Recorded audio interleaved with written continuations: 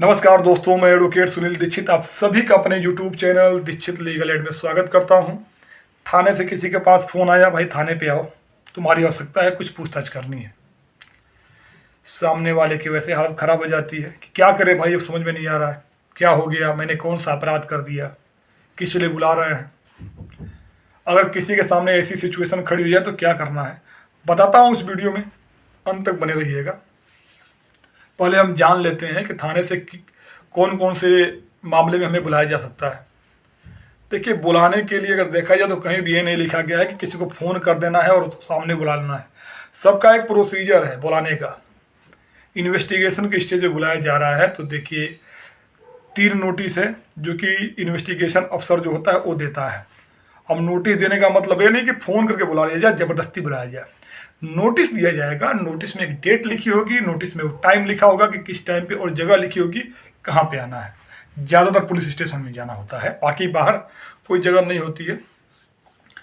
तो जब नोटिस आपके पास अगर आएगी कोई, तो आपको भी जानकारी हो गई कि चलो भाई एक नोटिस मेरे पास आ गई, कुछ केस की जानकारी आपको मिल गई कि उसमें FIR नंबर क्या है, सेक्शन कौन सा लगाया गया है और नोटिस किस चीज़ की है, तो आप भी उस पर कोई लीगल एडवाइस ले सकते हैं।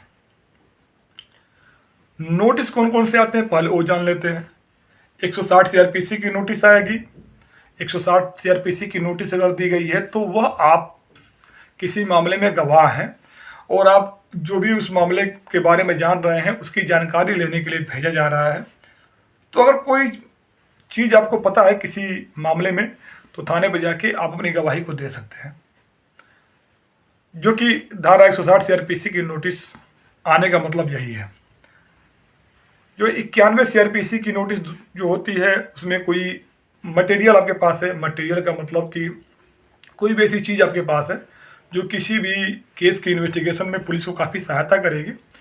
जैसे मानिए आपने अपने घर के सामने CCTV कैमरा लगा रखा है और वहाँ से अगल बगल में कोई ऐसी अपराध हो गया है, तो पुलिस को लगता है कि इस CCTV कैमरे में की फुटेज को अगर देखा जाए तो कुछ हमें मटेरियल मिल सकता है जो कि हमारे इन्वेस्टिगेशन को आगे बढ़ाने में काफ़ी सहायक होगा।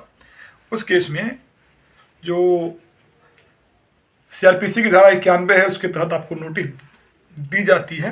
अगर आपके पास यह नोटिस आती है, अगर CCTV फुटेज आपके पास है तो प्रोवाइड कराइए। तीसरी जो नोटिस होती है वो 41A की होती है और इस नोटिस पे थोड़ा सा अलर्ट रहने की आवश्यकता है। अगर आपने कोई अपराध किया है या आपका इन्वॉल्वमेंट किसी अपराध में है और आपके खिलाफ कोई शिकायत की गई है थाने पे, तो पुलिस उस केस में क्या करती है, 41A के तहत नोटिस देती है आपको। अब 41A में की नोटिस का मतलब यह है कि जरूरी नहीं है कि अगर FIR दर्ज हो गई है आपके खिलाफ तो आपको अरेस्ट किया जाए।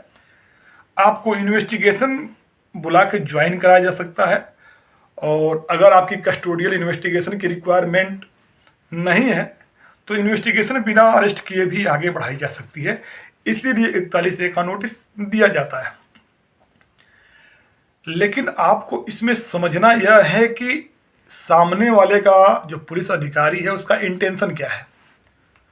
अगर इन्वेस्टिगेशन सही तरीके से चलाई जा रही है तो जब फोन आएगा और आप उनसे बोलेंगे कि सर मुझे नोटिस दे दीजिए, मैं आपके WhatsApp नंबर पे अपने आप को लिंक करता हूं, आप मुझे जो नोटिस है मेरे WhatsApp पे भेज दीजिए, जो भी समय और डेट देंगे सर मैं हाजिर हो जाऊंगा। अगर इन्वेस्टिगेशन सही तरीके से चलाई जा रही है तो नोटिस आपको प्रोवाइड कराएंगे पुलिस अफसर।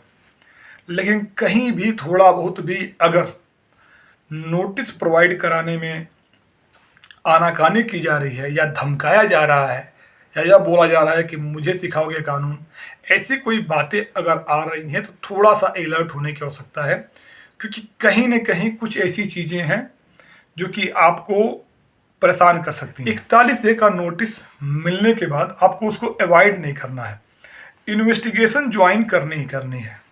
बट अगर आपको कहीं भी मन में थोड़ा बहुत आशंका आ रही है कि नहीं इस मामले में मुझे अरेस्ट कर लिया जाएगा, तो आपके पास एंटीसिपेटरी बेल का लीगल रेमेडी है। आप सेशन कोर्ट में अपने आवेदन को, बेल एप्लीकेशन को लगा सकते हैं अपने वकील साहब के माध्यम से।